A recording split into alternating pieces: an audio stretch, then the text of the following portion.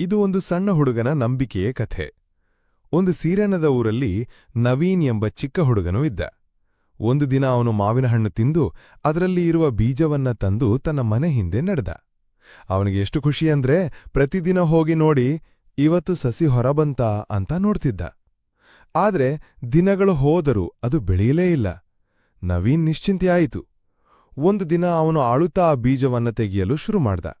ಆಗ ಅವನ ಅಮ್ಮ ಬಂದು ಹೇಳಿದ್ರು, ಕಣ್ಮಗ, ನೀನು ಇದನ್ನ ಈಗ ತಾನೇ ನಡ್ದೆ, ಈಗಲೇ ಏಕೆ ತೆಗೀತೀಯಾ?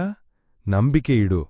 ನೀನು ಇದಕ್ಕೆ ದಿನವೂ ನೀರ್ ಹಾಕು, ಮಣ್ಣಿನಿಂದ ಚೆನ್ನಾಗಿ ಮುಚ್ಚು, ಅದು ಸಸಿ ಬೆಳೆಯಲು ಸಮಯ ಕೊಡು. ಆ ಮಾತು ಕೇಳಿದ ನವೀನ್ ಆ ದಿನದಿಂದ ಪ್ರತಿದಿನವೂ ನೀರು ಹಾಕತೊಡಗಿದ. ದಿನಗಳು ಹೋದವು. ಒಂದು ದಿನ ಸಣ್ಣ ಹಸಿರು ಸಸಿ ಹೊರಬಂತು.